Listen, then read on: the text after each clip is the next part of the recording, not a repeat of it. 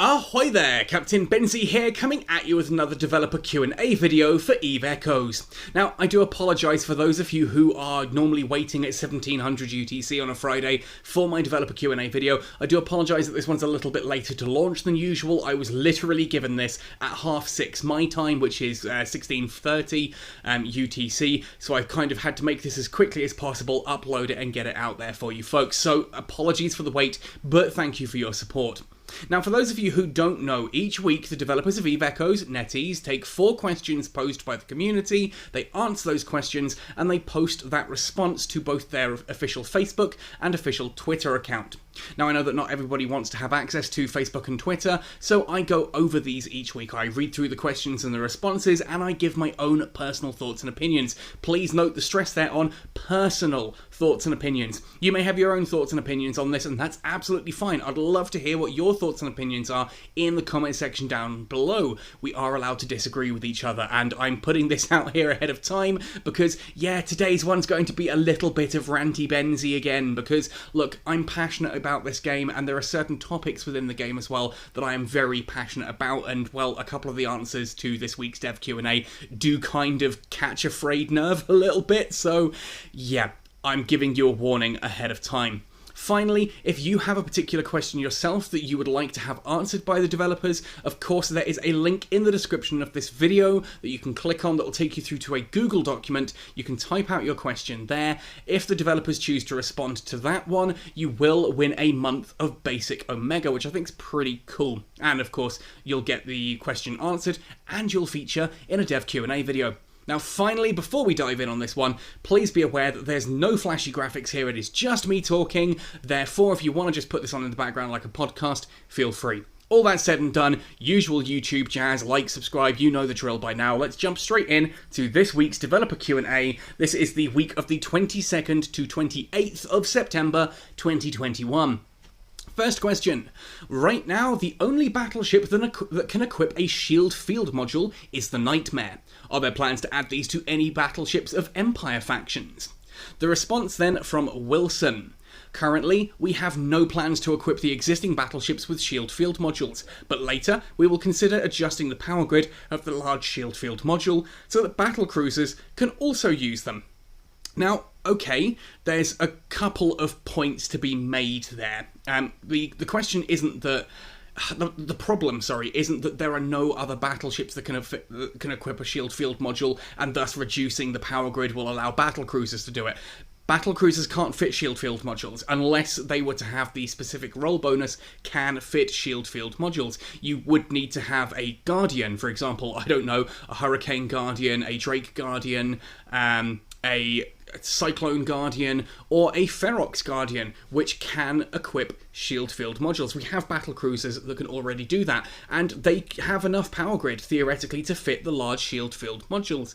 The question is, why the hell would you ever want to? All you're doing is consuming more fuel and making your bubble bigger, which means there's more chance for enemy ships to get inside the bubble. Like, better fleet control means that you can get nice and close. Heck, when I'm running with my Hurricane Guardian, I tend to use a small shield field module because it consumes less fuel and it does the job as well, arguably better, than the medium or the large shield field modules. The point I think that's being made here is that there are no other battleships that can fit shield field modules. Not that, you know, we want the shield field modules on more... It's the Nightmare is the only battleship class vessel that has that capability, and personally, I think that's how it should be.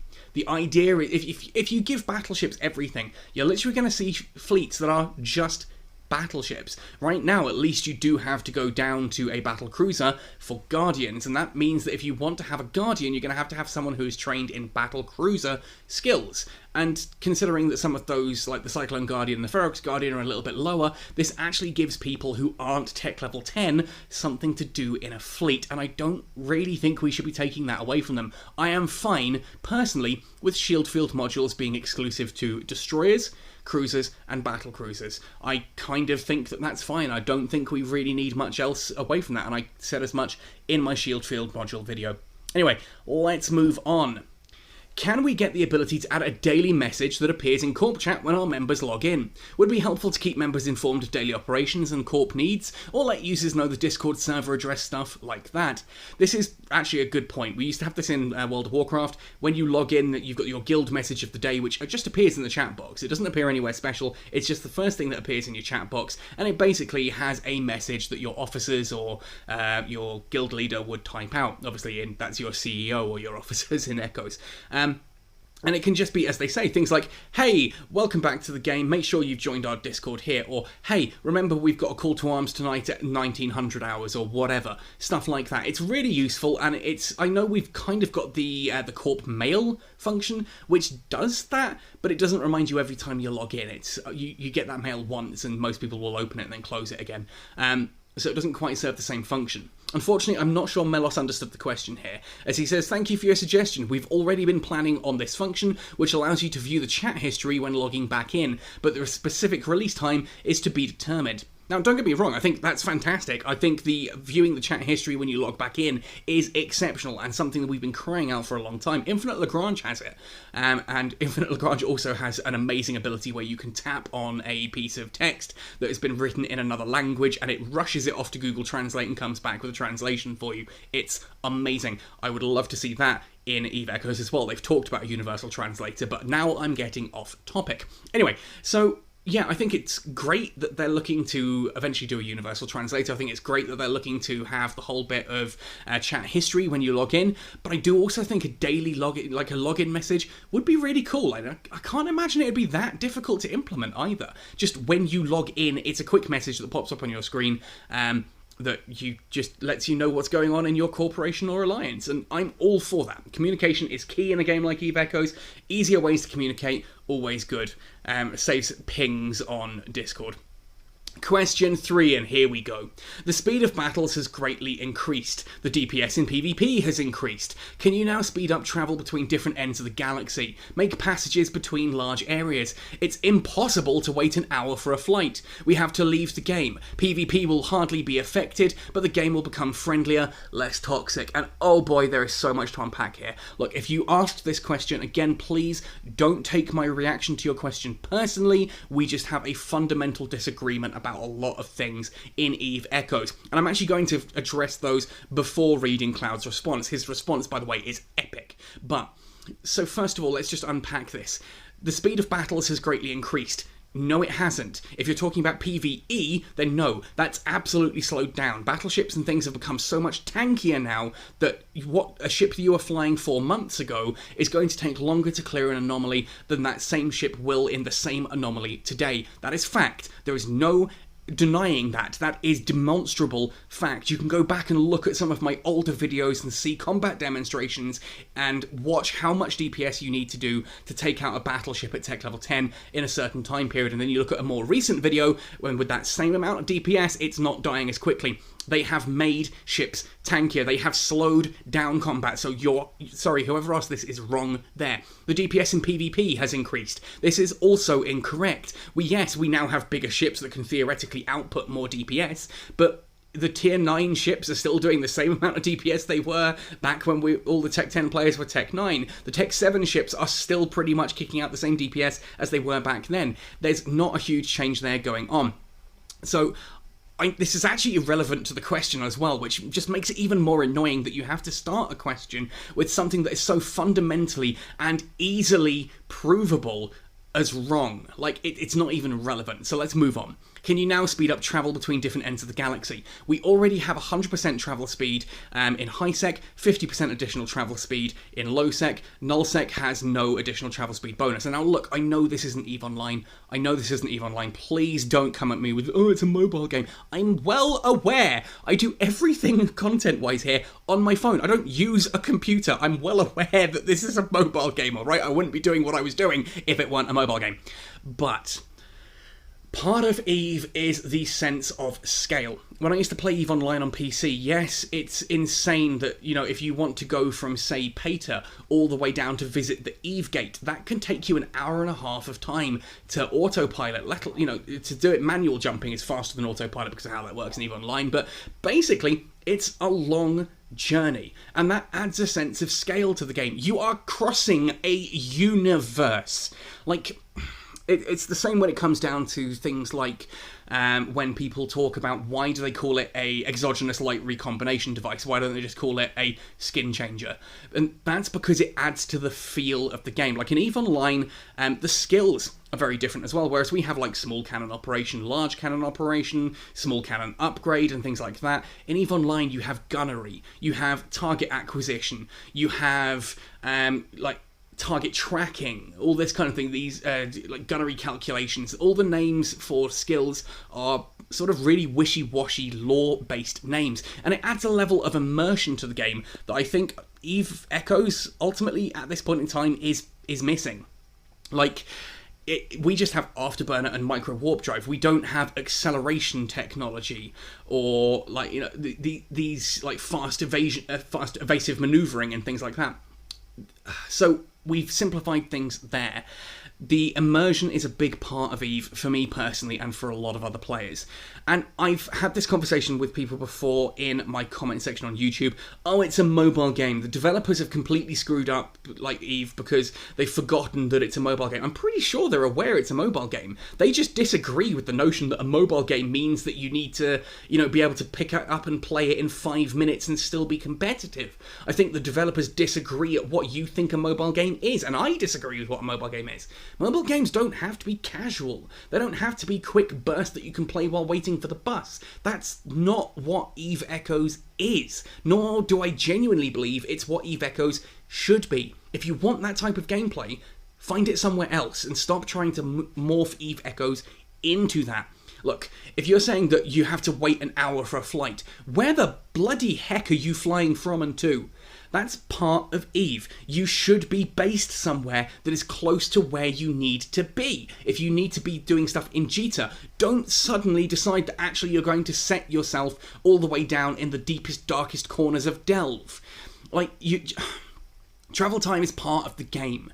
It is genuinely a part of the decision-making process. Like, for me, we are all the way out in Innsmother and Scalding Pass. It's a long trip to Jita, which means I have to decide if I want to go to Jita, I make a run for it, and I do it in certain ways. And the fact that that run takes time means that there is a meaningful decision to be made between, do I do it offline? Like, do I just set it up while I'm driving to work in the morning and do it in something like an interceptor because I've only got a small amount of cargo to haul? Or am I going to sit there and manually watch this in order to, like, you know, carry more cargo with me?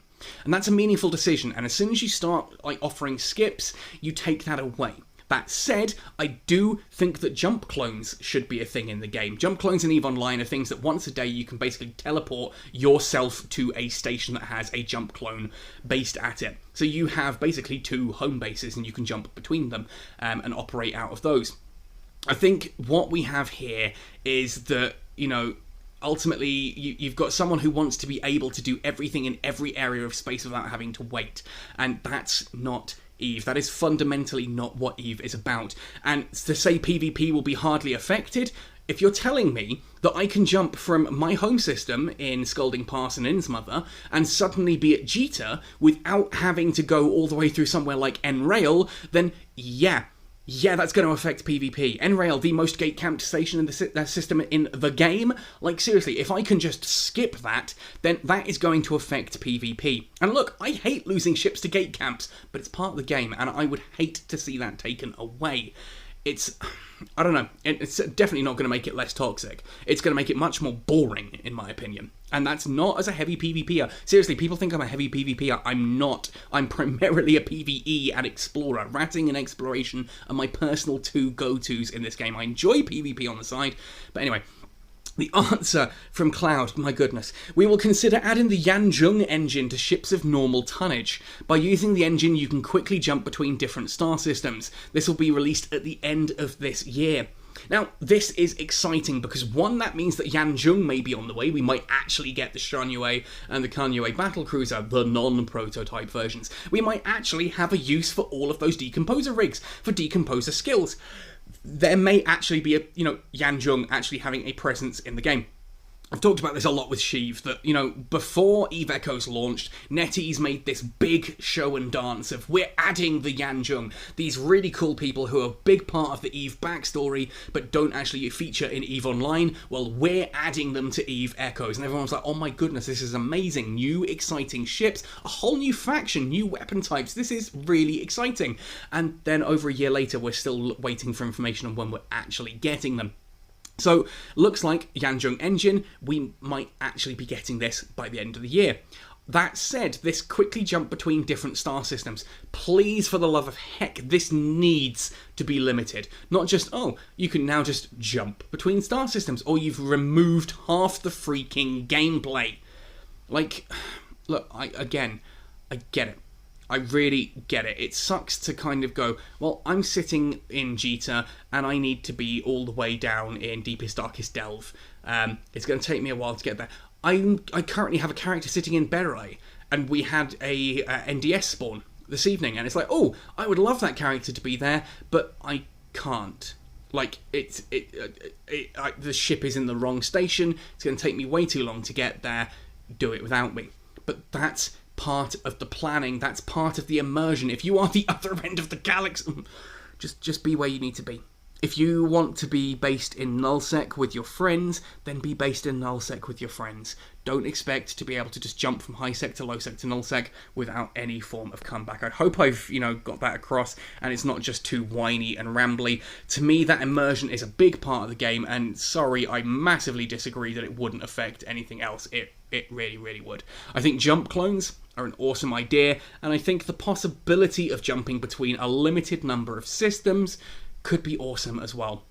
Like, heck, if this Yanjung engine allows you to jump from ITC to ITC, that in itself causes problems. I can hear the haulers weeping as I say that, but it would be an idea. Or it needs to come at a hefty cost, like a lot of fuel. I mean ore compression levels of fuel. I don't know. Let me know your thoughts and opinions in the comment section down there. That question really, really catches a nerve for me personally. As I said, nothing to the person asking the question, just I fundamentally disagree with the question. Anyway, fourth question. Hi, are there any plans for the PvE people so that mission storylines are laid in the highsec, or is it possible to have mission zones in a room that are not scanned out so that as a PvE player you can do more without flying in groups for a 15 million mission? There are also people who don't want to join the big corps to do anything at all. Okay, I don't have time for those people. You're playing a MMORPG, massively multiplayer online RPG. If you want to sit and play a game on your own, on your phone, that's fine. But again, Eve Echoes may not be that game for you. This is... Let's read the answer and then we'll come back. We'll readjust all dungeons in the next balanced version, which I have a feeling is January. Thanks for your advice. The reason that we added scanning to lowsec and made the very lucrative missions lowsec missions is because it's the dragon thing. I've gone on about this at length in the past, but if you can sit there and just go, bad hair day, and sit there and just run that AFK all day, every day, you're just generating ISK, and you're not actually doing anything with that. You're just causing inflation without actually, it's why we've got billionaires flying into space right now, whilst people in America go homeless, and well, people across the world. But let's just go with the fact that Elon Musk, Jeff Bezos, and all that are American. They are rushing into space in giant dick rockets, whilst millions of Americans are homeless and starving. That is the situation here. That you've got this massive wealth discrepancy, and you can fight me about that in the comments for all I care. I don't give a damn. It's the same thing you're looking to now bring to Eve Echoes. The ability for people just to accrue humongous amounts of wealth so that they can click their fingers and buy anything they like off the market when they like it. That means the market then trends upwards to appease those people, which means that new players and the average player who doesn't just want to sit AFK in an anomaly all day because they've downloaded a game and they want to have fun playing it, rather than, I'm just going to turn the game on and then watch YouTube for the next 3 hours. Then why are you playing the game? If the game is that not fun to you, don't play it. Find something else. Stop ruining it. Anyway. I told you this one was going to be ranty. those people who can sit there completely uncontested and in scanning ultimately causes mass inflation on the market, which makes the game demonstrably worse for everyone else, but specifically worse for newer players, because a new player coming in cannot afford anything on the market, because the market is based on being Tech 10, flying a battleship, and AFK in these really expensive storylines. It kills the game. It literally kills the game. Like, when I hear people talk about this, I want to grab them by the shoulders and just try and explain this as calmly as possible. That, look, I get that you want to just be able to AFK and earn the big bucks, but that will kill this game. It will. There is no two ways about it, because new players will not stick around when they cannot afford anything without dumping massive amounts of real-world money to buy Plex to artificially get the ISK that they otherwise cannot get in the game until they have hit the same level as your AFK ass sitting in those encounters. Do I agree that encounters need to be more fun? Yes, absolutely they do. I've gone on about this so many times. EVE Online, you've got missions where you have to use webfires and scrams to hold a pirate in place whilst Concord come and collect him. You've got missions where you have to arrive at a belt and you need to find and destroy the installation there, the pirate base there, and you can ignore the other pirates and just use it as a gauntlet run and blow up the installation at the end. Or you can sit there and thin out the pirates to make it a bit easier. There are ones where you have to sit there and hunt through pirates to try and grab a key to open a cache, or to, you know, all kinds of crazy stuff like this. In EVE Echoes, what we have is kill the first wave, kill the second wave, kill the third wave, kill the fourth wave, move to next encounter, kill the first wave. And that's just not fun. It's not fun. It's not fun. But I get it. Look, at the same time, whilst we're waiting for that to be added, that needs to be added. That really does need to be added. We need to have more fun solo PvE content. Yeah, I get it. We need more fun solo PvE content. But making it so that you can't be scanned out in low sec, no. Making it so that you are completely safe while earning big bucks ISK, no. You are killing the game by doing that. If you do not wish to engage with the game, you do not deserve to have top tier rewards. Please name me any other game out there, on mobile, on PC, on console, where you can engage with the game in a completely hands-off AFK manner and still be at the very top of the leaderboards. Look, even AFK Arena, a game that is literally has AFK in the name, you cannot be at the top of the leaderboards if you just kind of switch it on and put your phone down for 30 minutes. Don't expect it in EVE Echoes. I'm hoping that we get, when they're saying we'll readjust all dungeons in the next balanced version, I'm hoping that's something exciting. I'm hoping that's not just, oh yeah, by the way, now high sec is super lucrative, because then low sec becomes an absolute graveyard again, the market reinflates, Plex becomes a nightmare, everything just sucks all over again. I get that not everyone enjoyed the fact that scanning was added. I get that some people lost their ships. The point is, you were doing stuff that was damaging the game that you shouldn't have been doing from the start. Just accept that you got to do it for as long as you did, and now you need to move on. On a much more positive note, there are also people who don't want to join the big corps to do anything at all. Again, you're in an MMO, so you need to make the decision that if you want to be lucrative, you need to focus on the game, and you probably need to have a corporation around you. If you don't want to engage with the game, don't expect the game to give you everything for free. And I get that, look, not everyone wants to fly in a fleet, but you can do what we do. Look, I've spent all evening literally doing this on my Macariel. I've undocked, I sit there in a small or medium Tech 10 anomaly, and I just grind rats. Nice and chill, AFK. You've seen me doing it in my Typhoon. And we have a fleet up at all times, so I can jump in, I can join into some of the bigger anomalies, like if there's a Scout or an Inquisitor, we can jump in and you just chill and AFK, and then, oh, my 20 minutes is up, I need to get back to work, you just log out. We have it all the time, so you're not having to form a fleet, you're not having to think. You log in, you join the fleet, you do the stuff until you've got to log out, you dock up, you log out. I despair that we're still getting this question now of, please, let the game play itself for me and give me all the rewards at the same time. I love this game to pieces, I love this community to pieces, and you need to accept, you have to accept, there is no other way to look at it, that allowing that to happen will destroy the game, and just then we have no EVE Echoes.